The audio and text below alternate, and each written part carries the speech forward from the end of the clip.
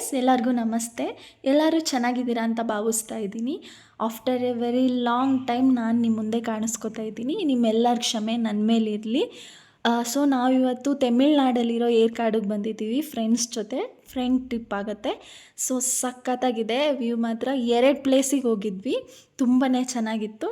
ನಾನು ಆ ವಿಡಿಯೋನ ಇದ್ರ ಜೊತೆ ಹಾಕ್ತೀನಿ. ಸೊ ನೀವು ಅದನ್ನ ನೋಡ್ಕೊಂಡು ಬನ್ನಿ. ಓಕೆ,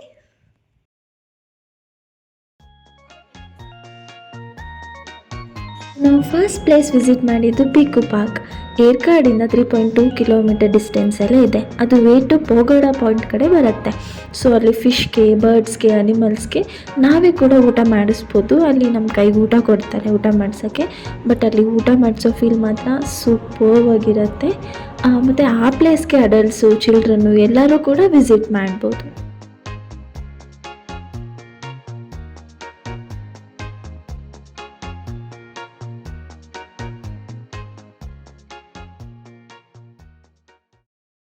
ಯಾರ್ಯಾರು ಬಂದಿದ್ದೀವಿ ಅಂದರೆ Nirali, hi, Umera, hello,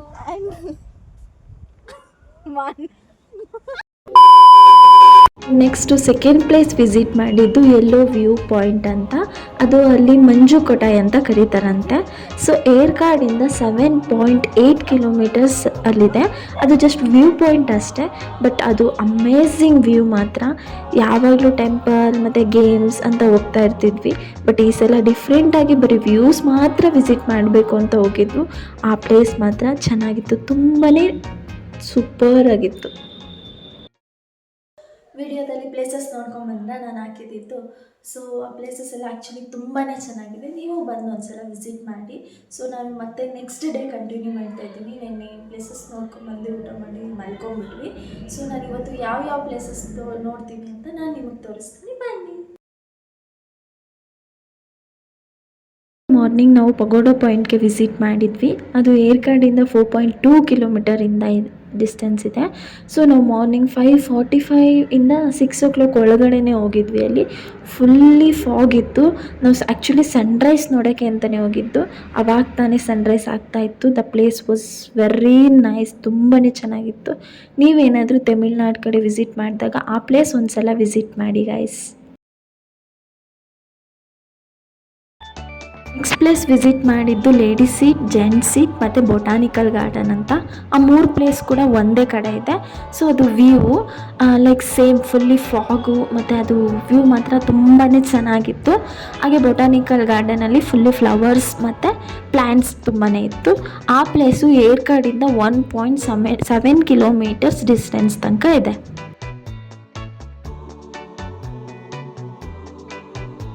visit ಮಾಡಿದ್ದು ಕಿಲಿಯೂರು ಫಾಲ್ಸ್. ಏರ್ಕಾಡಿಂದ 3.9 ಕಿಲೋಮೀಟರ್ಸ್ ಡಿಸ್ಟೆನ್ಸಲ್ಲಿದೆ. ಸೊ ಅಲ್ಲಿ 200 to 250 ಸ್ಟೆಪ್ಸ್ ನಾವು ಇಳ್ಕೊಂಡು ಹೋಗಬೇಕು ಆ ಫಾಲ್ಸ್ ನೋಡೋದಕ್ಕೆ. ನಾವು ಹೋದಾಗ ಆ ಫಾಲ್ಸಲ್ಲಿ ಅಷ್ಟು ನೀರಿರಲಿಲ್ಲ, ಬಟ್ ಓಕೆ, ಅಲ್ಲಿ ನೀರು ಇದ್ದಿದ್ರೆ ಇನ್ನೂ ಚೆನ್ನಾಗಿರ್ತಿತ್ತು ಅನ್ನಿಸ್ತಿತ್ತು. ಬಟ್ ಅಲ್ಲಿ ಫಾಲ್ಸ್ ಮಾತ್ರ ಚೆನ್ನಾಗಿತ್ತು.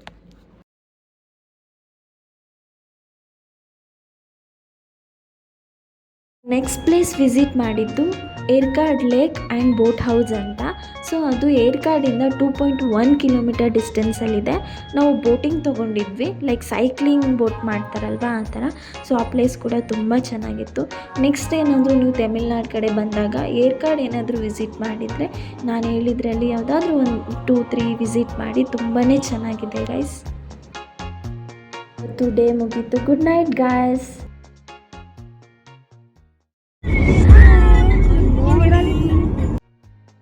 ನಾವು ಉಳ್ಕೊಂಡಿದ್ದು 5 ಕಿಲೋಮೀಟರ್ಸ್ ಡಿಸ್ಟೆನ್ಸ್ ಒಳಗಡೆನೆ. ಸೊ ಅಲ್ಲಿ ನಾವು ರೂಮ್ಸ್ ಕೂಡ ತೊಗೊಂಡಿದ್ವಿ. ರೂಮ್ಸ್ ಎಲ್ಲ ಚೆನ್ನಾಗಿದೆ. ಸೊ ನೀವು ಒಂದ್ಸಲ ಏರ್ಕಾಡ್ ವಿಸಿಟ್ ಮಾಡಿ ಗೈಸ್.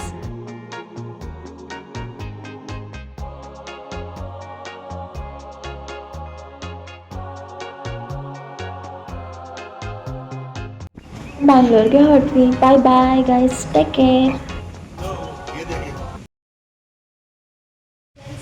ನಾವು ಬೆಂಗಳೂರಿಗೆ ರೀಚ್ ಆಗಿದ್ದೀವಿ. ಸೊ ನಾನು ಆ ವಿಡಿಯೋ ಎಲ್ಲ ಮಾಡಿರೋದನ್ನು ನಿಮ್ಗೆ ಇಷ್ಟ ಆಗಿದೆ ಅಂತ ನಾನು ಭಾವಿಸ್ತಾ ಇದ್ದೀನಿ.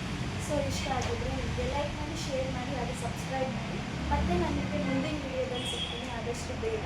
ಯಾವ ಥರ ವಿಡಿಯೋ ಬೇಕು ಅಂತ ಕಮೆಂಟ್ ಬಾಕ್ಸಲ್ಲಿ ಕಮೆಂಟ್ ಮಾಡಿ. ಬಾಯ್ ಬಾಯ್, ಟೇಕ್ ಕೇರ್.